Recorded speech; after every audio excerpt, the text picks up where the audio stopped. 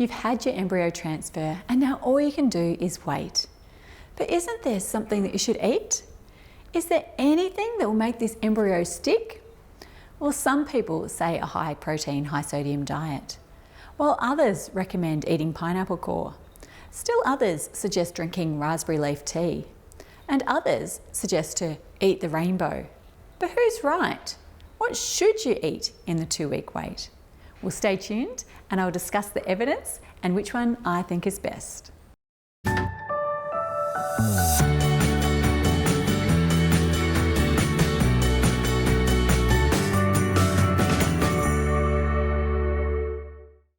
Hello, if this is our first time connecting, welcome.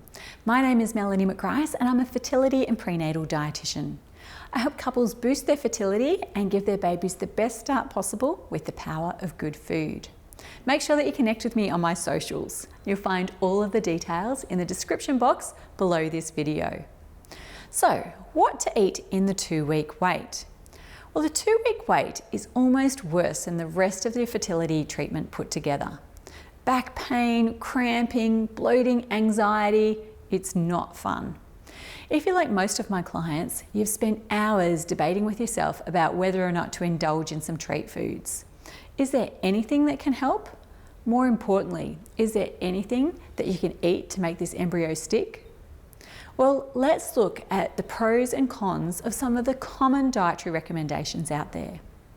First of all, a high protein, high sodium diet. This diet is increasing in popularity as a potential way to reduce bloating during the 2-week wait and potentially even reduce the risk of ovarian hyperstimulation syndrome. Unfortunately, there's very little research behind it, and having a low-carb, high-protein diet contradicts current evidence, which suggests that carb-containing foods such as whole grains and dairy are actually beneficial for implantation. So unless you have a high risk of OHSS, I'd probably recommend that you give this one a miss. Secondly, pineapple. Pineapple, particularly pineapple core, contains an enzyme called bromelain, which has been found to reduce inflammation and thin the blood. While there's no good evidence to support eating pineapple during the 2-week wait, it won't hurt. Unfortunately, there's little benefit to drinking pineapple juice though. Bromelain is concentrated in the core, so if you're going to try this, try cutting the core up into small wedges and chewing on them during the day. Number 3 is a raspberry leaf tea.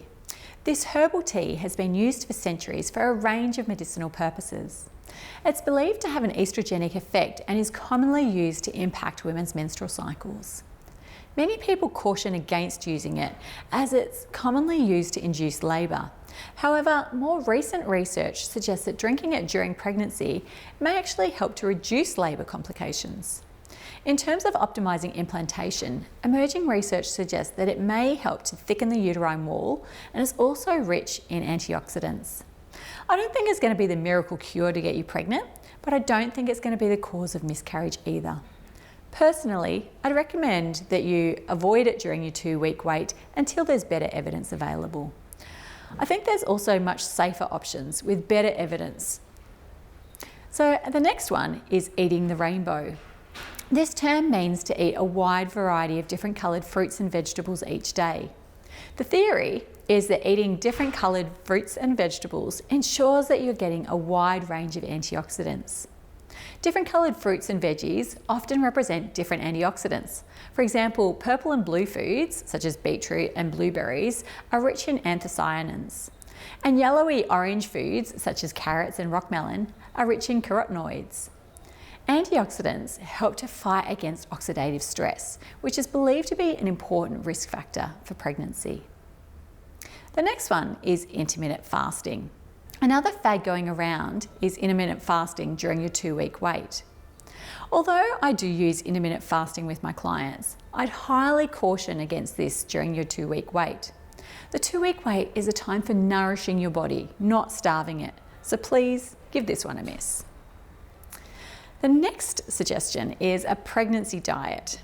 Now, many recommend following pregnancy guidelines during the 2-week wait. This includes limiting caffeine and avoiding foods such as sushi and soft cheeses, which have a high risk of listeria toxicity.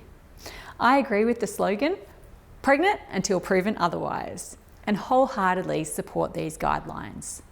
As such, it's also important to take a supplement that contains folic acid.